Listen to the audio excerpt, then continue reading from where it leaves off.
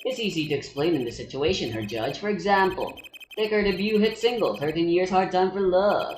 Cue to the song, press the play button and it will play for 2 minutes 15 seconds. Do it 100 times, the result is the same.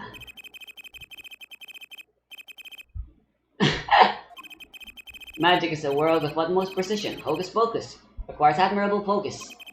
And in the time of death determined by the doctor there is incontrovertible truth.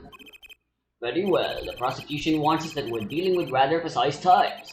We can expect the cross-examination to require the exact same level of precision. I'd hope the defense refrain from its customarily broad, sweeping accusations, unless we blurred the focus this case so clearly demands. Point taken. Baseless remarks will result in a penalty. Carry on, Mr. Wright. Carry on, right. Okay, I get a penalty if I press something pointless or something. Let me make a save.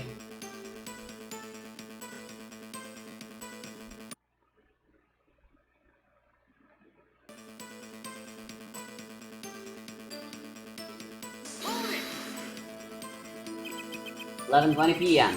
Can you prove that's when you arrived?" Alas, such a feat may be beyond even the great Valiant. For there was no one in that room but Magnifi, and he was departed after a fashion. I heard here defendant Zach Gramarie's sworn disposition. Stuck into his room that night at the appointed time. It was 10 minutes before I left the room. The victim was still alive. The time indicated by this letter to Zach was 11:05 p.m. exactly, which means the witness could not have entered that room before 11:15. Mr. Smartner was still in the middle of his crime. I see, someone did their arithmetic homework. I see, the defendant himself has corroborated the witness's testimony. Does that all make sense?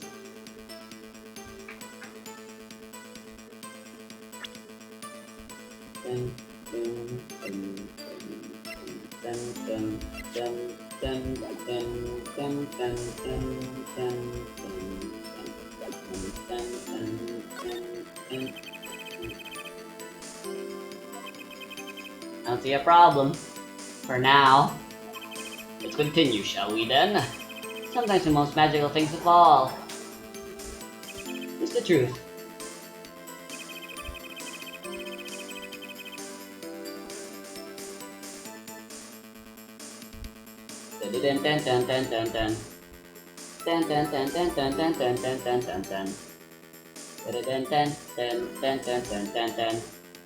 We're in the Allegro phase now instead of Moderato. I wasn't paying attention.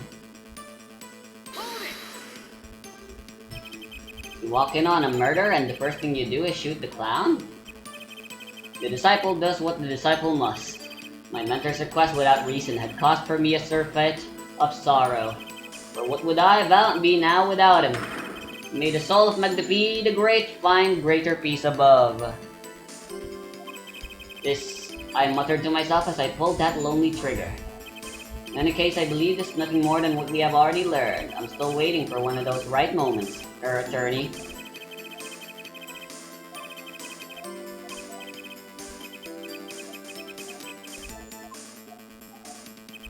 Did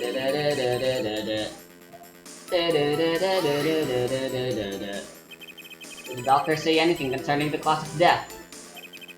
Why, yes, I believe he screamed, "My God, he's been shot in the head!" Doesn't take a doctor to notice that. I believe I would have said much the same thing. It would have been the requiem that rose in my soul at that horrid night. Whatever happened to good old-fashioned investigation? In any case, I believe this is nothing more than what we have already learned.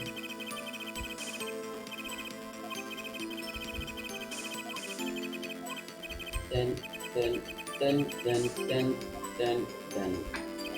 Dun, dun, dun, dun, dun, dun, dun, dun, dun, dun, dun, dun. Well, it was worth a try.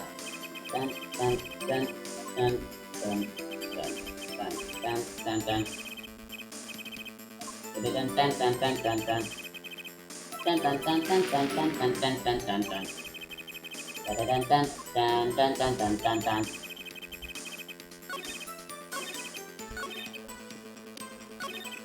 Dun, dun, dun, dun, dun, dun.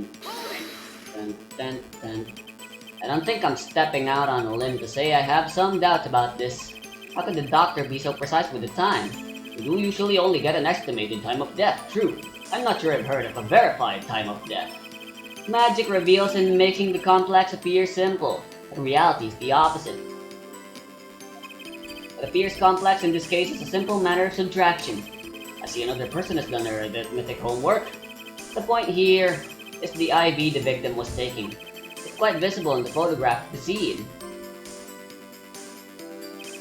Recall what we heard earlier about the victim, Magnifi Grammary's schedule. Every night at 11 o'clock, Magnifi took an IV drip for 30 minutes. I can see the IV bag right there, yes. Now look at it a little closer. Follow the tube down from the bag to the end. Ah! The needle's been removed. Doubtlessly, it fell out when he was shot. That would seem to be the case. When the needle comes out, the IV no longer drips. Ah, you could just measure the remaining IV liquid. Precisely.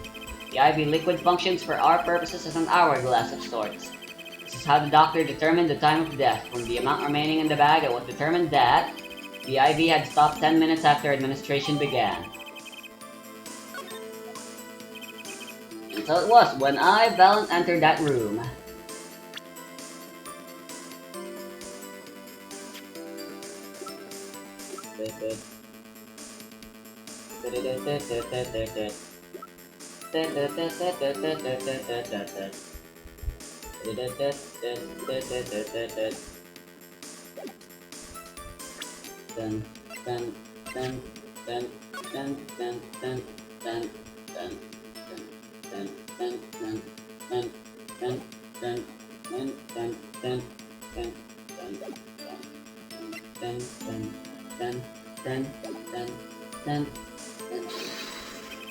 Ten minutes had passed since that horrible crime was committed. And this is proof. Well, Mr. Wright? Did that seem important? Sure, let's add it. Well, seeing how it is the biggest clue we add to the time of death, I'd say it's very important. Agreed. It would be hard to imagine a more precise way to determine the time. Behold the power of arithmetic. Very well. The witness will add this detail to his testimony. What can we do but avoid?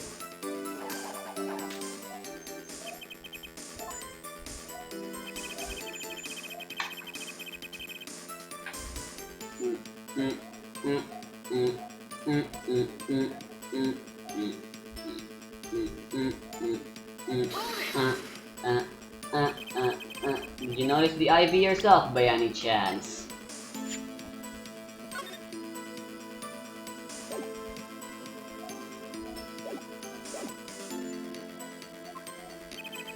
When first I entered that room, the stench of gunpowder assailed me.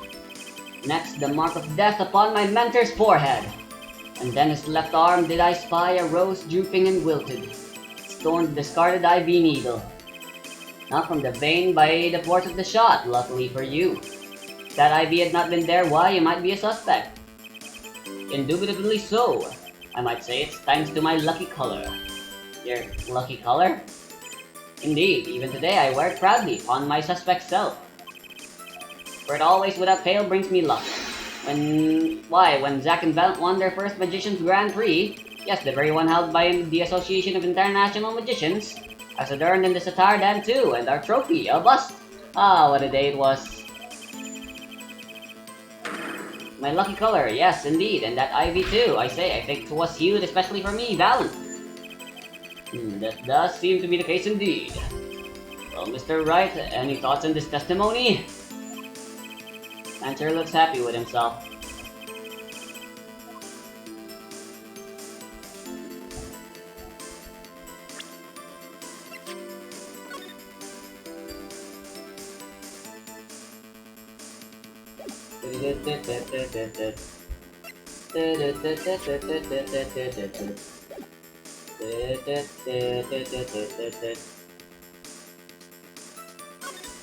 Alright, not right now.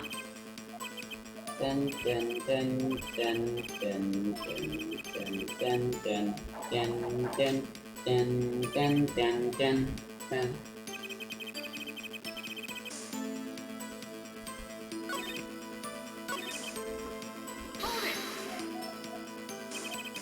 entered that hospital room at 11:20 p.m. Time given by the defendant Zach Gramery was 11:05 p.m. You didn't run into him at the hospital that night. This is why I never perform with amateurs, you see. Huh? Picture, if you will, the nighttime hospital, outside, only the pale light of the moon. Too dressed as we were to meet in such circumstances, I dare say that would ruin the mood completely. The mood isn't in question here. I believe the witness is saying they didn't meet, ja. So what is magic if not the study of beauty? That meeting was not only out of the question, it was an impossibility.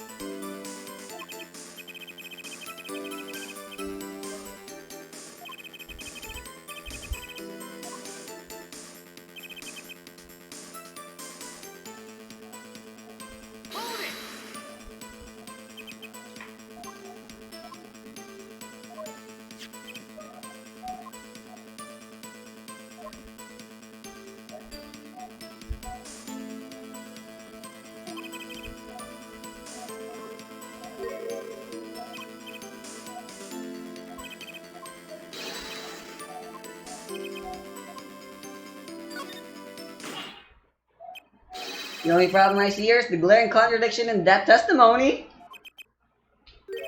Was that a question? I guess it was. You have been warned, her right. Racist remarks will be penalized. Well put, Prosecutor Gavin. Oh, and Mr. Wright, here's my answer to your question. Okay, I'm not allowed to.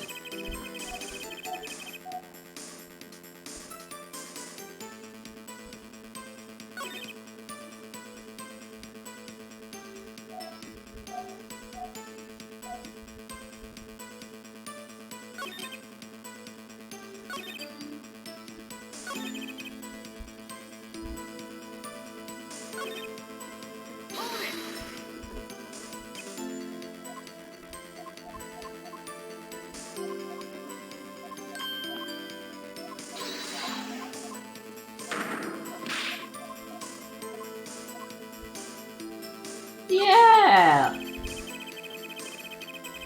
Certainly sounds like your lucky colors brought you plenty of luck. Not this time, Mr. Valiant. Your lucky colors betrayed you. I'm afraid you've lost me. Your Honor, the witness's testimony just now clearly contradicts the evidence. What? Please recall my warning at the beginning of this cross-examination, Mr. Wright. Basic accusations will be duly penalized. I do hope this latest accusation is well-based. Don't worry, I've got all your bases right here.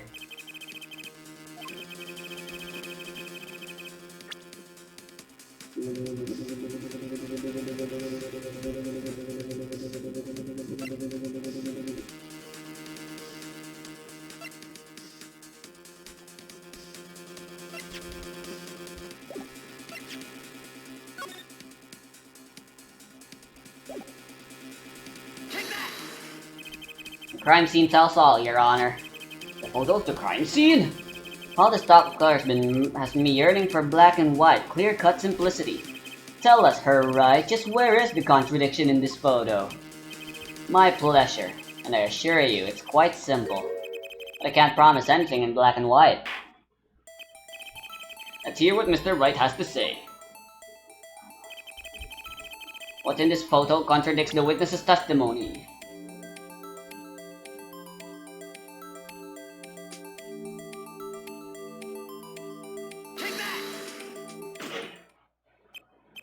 Fountain Grammary, let's get one thing straight about your lucky color.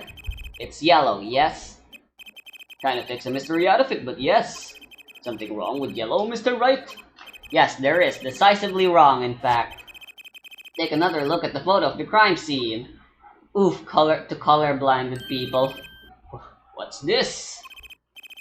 Episode 3 kinda does the same thing with music as well. Very sad. Confusion, doubt, tell us, what do your elderly eyes spy? Even my elderly eyes can't see a problem here, Mr. Bell. Look at that IV bag. Ah! Oh, what is this? What foul magic? It would be hard to call the IV liquid yellow. I'm afraid no magic was involved in the taking of this photograph. Alaka no!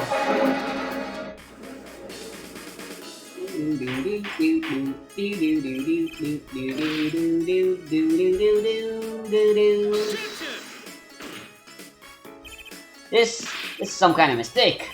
Yes, Prosecutor Gavin. Your witness's mistake. The greener they are, the harder they fall. I suppose there's no substitute for experience. About grammar, yes, you reminded us several times. Your lucky color is yellow, but the IV is clearly not. Well... this contradiction can only mean one thing. Objection! And to think, you almost had me. I see your true colors now, Ace Attorney Phoenix Wright. Hey, that's the name of the game. Something you'd like to tell us, Prosecutor Gavin? As far as this court can tell, the witness's testimony does not contradict the evidence. Does contradict the evidence. Yes, a contradiction. One that I shall be pleased to hand right back to Mr. Wright. How do you mean? How? Because the witness has made no mistakes. I agree at a glance, the IV liquid does appear sort of greenish-yellow. But I assure you, the liquid itself is quite yellow. Yellow liquid? How can you say that? As far as I can tell from this photo, it's green. Yes, but what color's the IV bag itself? The bag? You mean the plastic bag on the hook? It looks like you want to say light blue. Precisely, figured it out yet? Put a yellow liquid in a blue bag and... you get green. This, incidentally, is the liquid's true color. I see. Your explanation does have a ring of truth to it.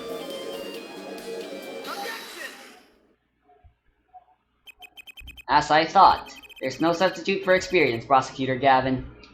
What? You may tell a good tale, but you've just proven something rather grave for you, that is. Grave? The liquid in the IV is yellow, yes. But how did this witness know that? It's quite unnatural when you think about it. You did think about it, didn't you? Your Honor, the defense requests an explanation from the witness. At the scene of the crime, the IV liquid appears to be green. So let me ask, how did the witness know the IV liquid was actually yellow? AlakaZAUUUUUUGH!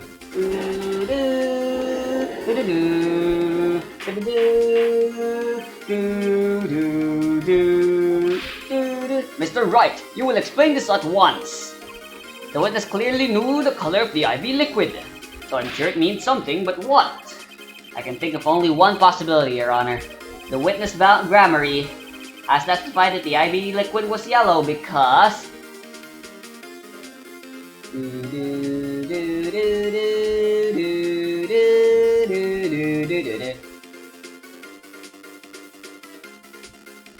these are all the same answers.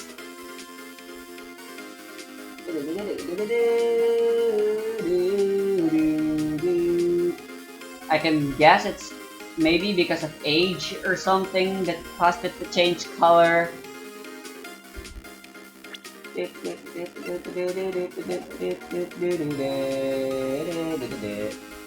looked yellow. There was a reason the IV liquid looked yellow to the witness. I bet.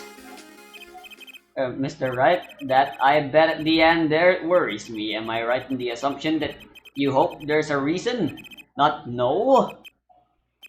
Perhaps yes, definitely. Then allow me to cross that hope as gentle and gentlemanly as I can. One more chance, please.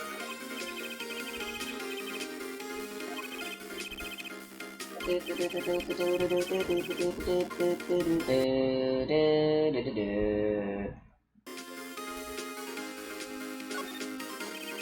the facts before us, the answer is clear. The witness knew the IV liquid was yellow.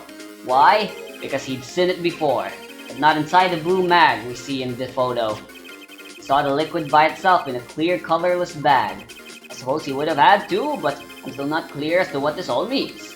Ask yourself, why would he know if he didn't work at a hospital? That's where you'll find your meaning, Your Honor.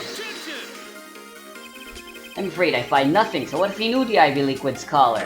Leave the getting excited over absolutely nothing to our teen boy bopper fans. Yeah?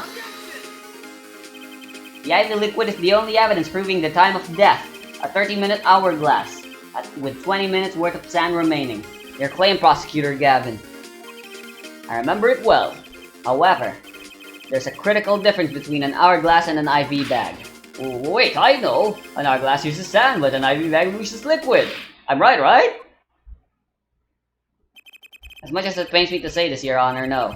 Unlike the sand through an hourglass, IV liquid enters the patient's body, at which point, like magic, it disappears. However, what if the amount of IV liquid was increased? You couldn't tell, could you? After all, there's no way of knowing how much went in. Let me get this straight, her right? You're saying the witness watered down the victim IV's bag? Not with water, but with IV liquid. That's how you knew the IV liquid was yellow. Now wait, I said wait! How might an amateur such as myself essay to perform such a task? I'm an amateur too, but I can pour water into a cup.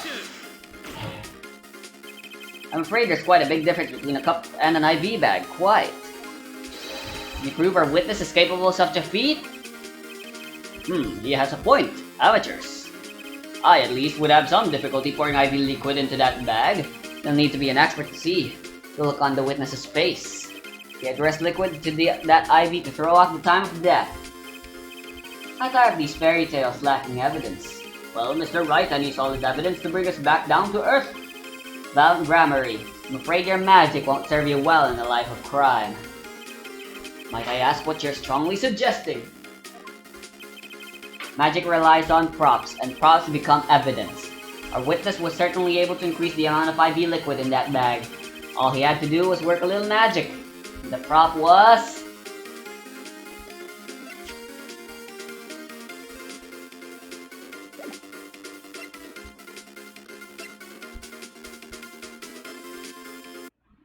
Okay, since I'm in my last leg, I need to save my state every time now.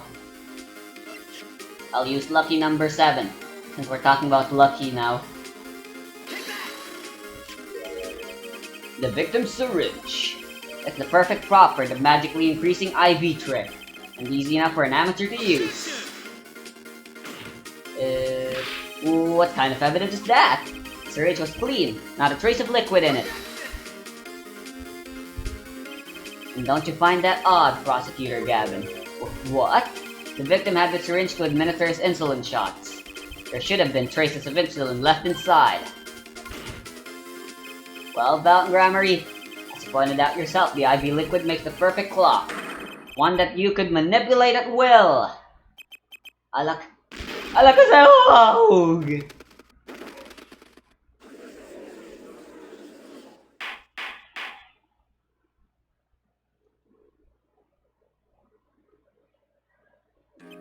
I do believe, well, with this being his first, that the burden of this trial has been a bit too much to bear for Prosecutor Gavin.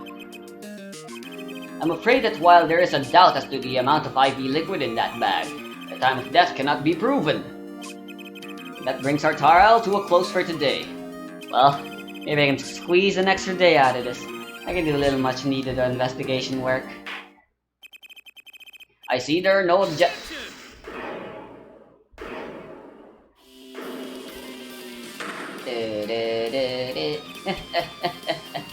Truly, there is no substitute for experience. Nothing blinds one to the truth so effectively. A word to the wise. Underestimate the young and they'll sweep your feet out from under you in a way you never ever expected. You see, I know exactly what you're thinking. What's he talking about? You say the witness used the syringe to manipulate the level of the IV liquid. There's no proof. There's no proof he didn't do it either. Yes, quite true. Huh? He's admitting it? Nor was this witness quite as decisive as I'd hoped. This I admit. After all, why linger in the past when the future holds so much? You have something in mind, Prosecutor Gavin? Proof, Her Judge. I have another way to prove my case. With evidence, no less. What's this? This is the victim Magnifice Grammary's diary. Diary? After going into the hospital, Magnifice began writing his memoirs, it seems.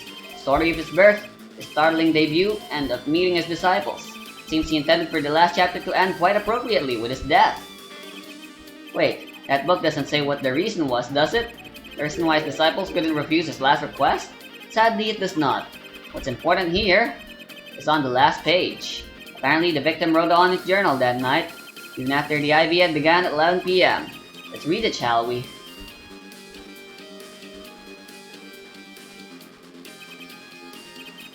This does appear to have been written just before his death.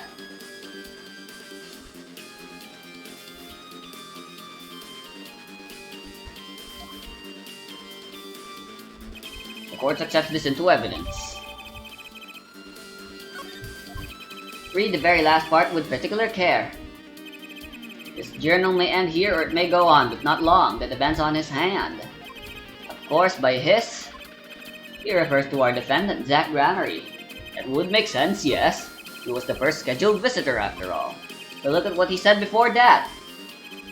This journal may end here, it may go on. It may go on.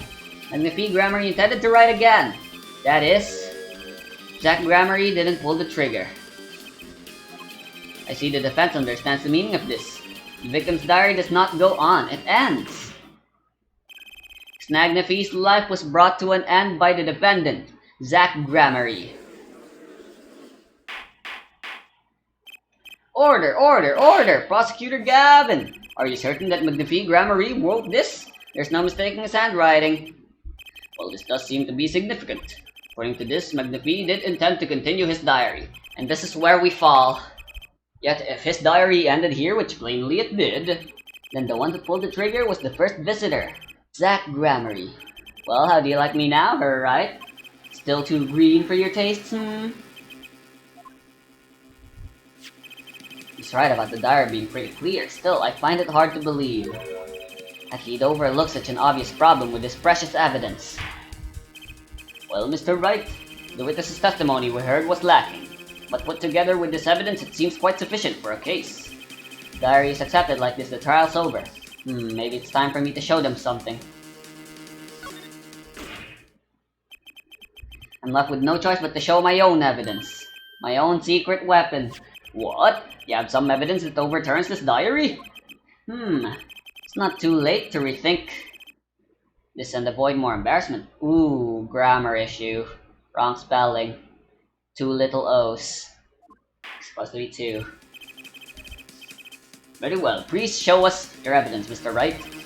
Incidentally, don't even think of showing us this diary I've just shown to the court. Now, we've come this far. I hope you have something a little more decisive. Just evidence that proved the victim continued writing his diary. Alright, I'd be happy to. The decisive evidence proving that the diary didn't end with this page is...